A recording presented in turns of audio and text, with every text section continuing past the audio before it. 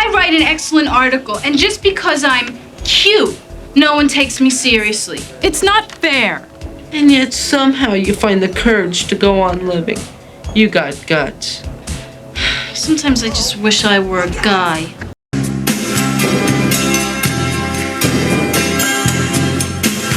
Just One of the Guys is a 1985 teen comedy film directed by Lisa Gottlieb that would find some success but would gain a cult following in the decades after its release. Joyce Hyser stars as Terry Griffith, a high school student in Phoenix, Arizona. While she aspires to be a journalist, she feels that many teachers do not take her seriously because of her attractive looks. Then I had Terry Griffith, fourth period civics. Did you see what she's wearing? The legs do not stop. You better be careful, George. You could lose your job. Be worth it. It's not that great a job.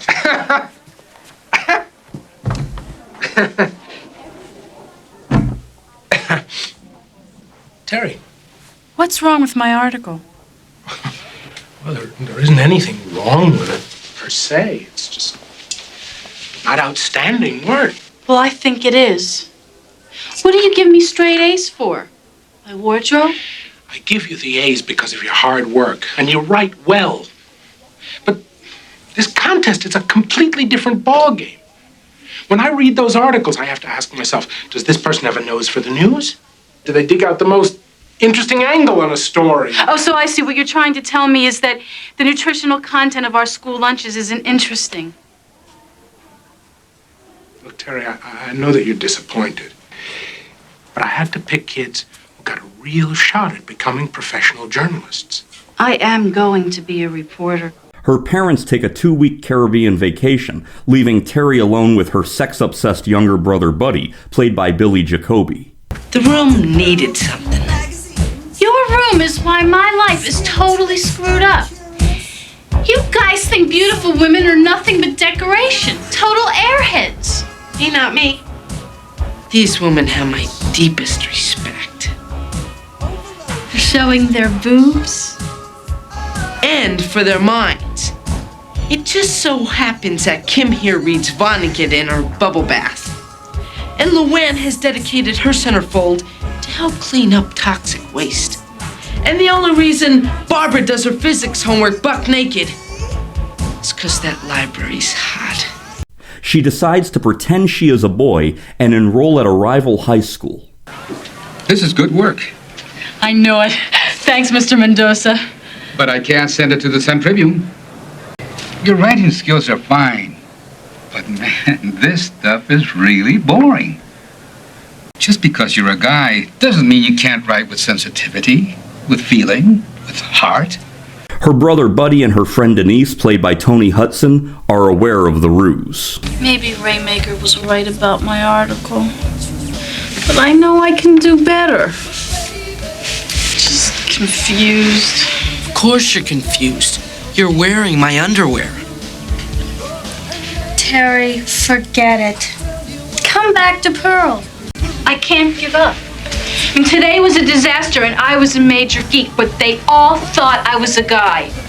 I was in the boys' locker room. You were? Yes. And they were? Yes. Can I be your younger brother? There's a story here. I don't know what it is, but I've got until a week from Monday to find it. Hey, what about girl gets in locker room, turns stupid? I can still win that job. Tomorrow I'm gonna go to Sturgis Wilder and I'm gonna start making friends. Any friends I can find.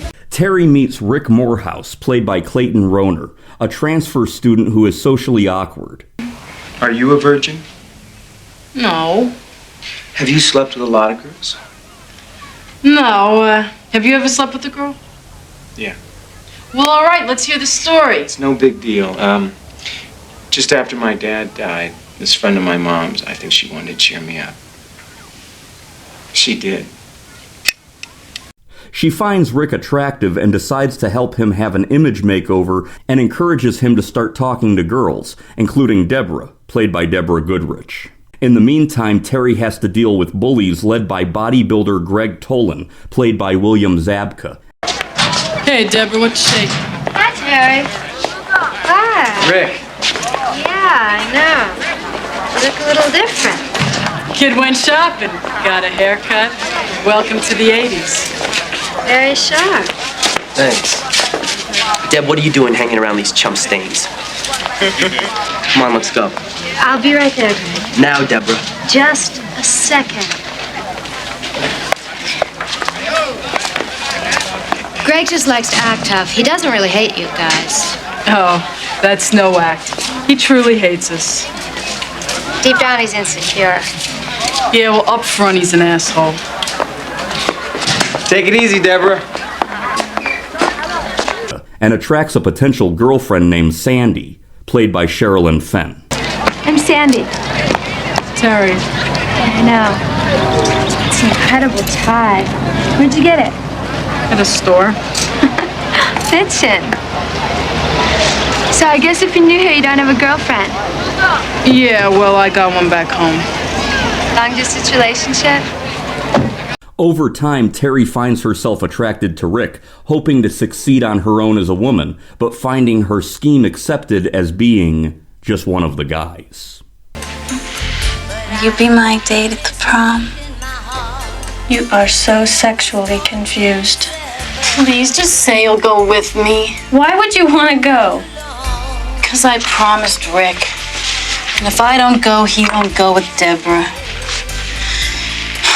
Deborah, I am such a jerk. I thought the whole point was to get Rick a date. Yeah, but not her. I mean, what could he possibly see in her? She's totally wrong for him. Too pretty? No, she's trouble.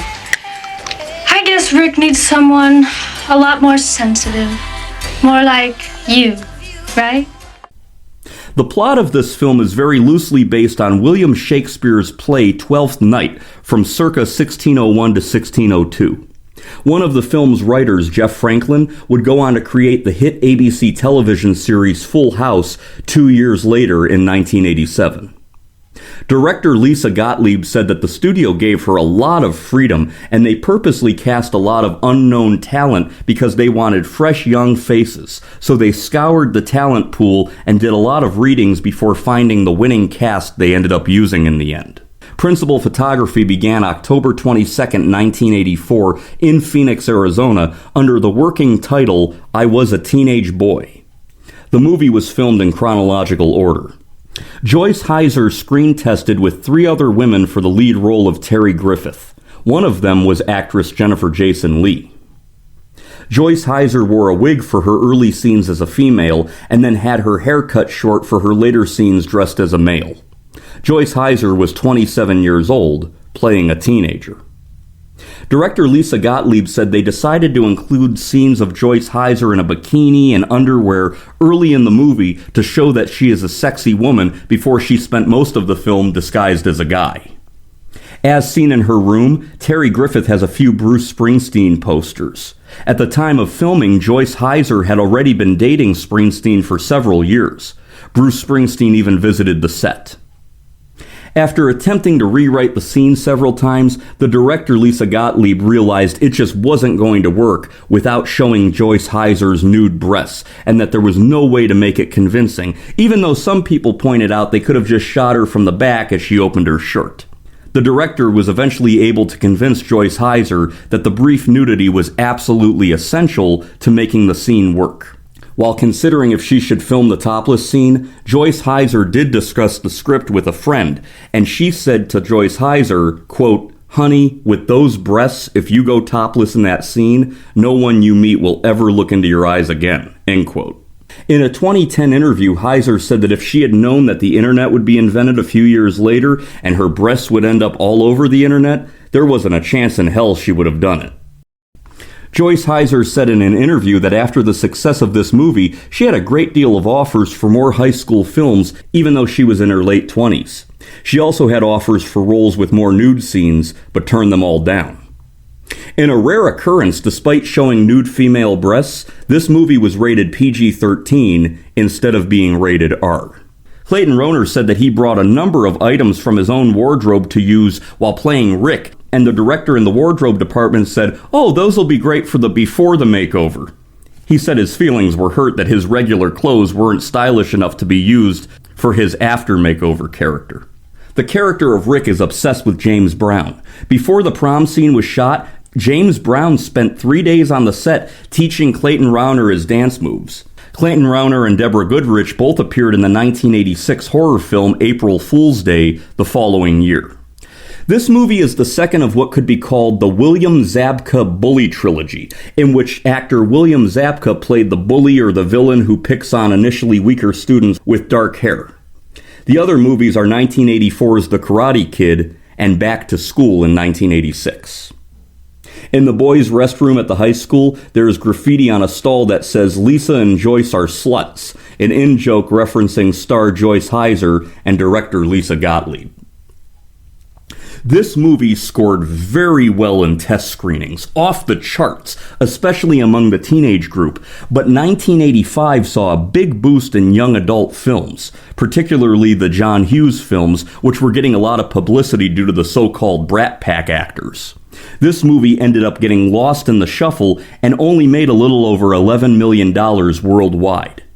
It would later gain a large cult following on the home video market. The movie was also in heavy rotation on HBO and Cinemax for several years on cable, including airing after actress Sherilyn Fenn had gained stardom on the ABC television series Twin Peaks in 1990. The song Tonight You're Mine Baby, sung by Ronnie Spector, plays in the final scene when Rick Morehouse drives away with Terry Griffith in her car. The song is a great addition to the soundtrack, and Clarence Clemens from Bruce Springsteen's E Street Band would later have a version himself. Honestly, one of the biggest lasting legacies of this film for many people is Joyce Hyser's nude scene. Many on the internet speak of their memories of seeing this film on VHS or cable television going back to the mid-1980s, and these guys talk about how the nude scene changed their life. I think this movie being rated PG-13 likely exposed many teenage guys who might not have been allowed to see an R-rated film like Porky's or Fast Times at Ridgemont High to be able to see a very memorable topless nude scene. I'm not going to lie, Joyce Hyser is beautiful and her body is incredible. This is a good movie. I didn't see this film until 2022, but I had seen the VHS box at video stores going all the way back to when I was a kid in the 1990s. The music is great, the acting is very impressive from Joyce Hyser, and I think Clayton Rohner does a really fantastic job. I highly recommend the 1985 comedy film, Just One of the Guys.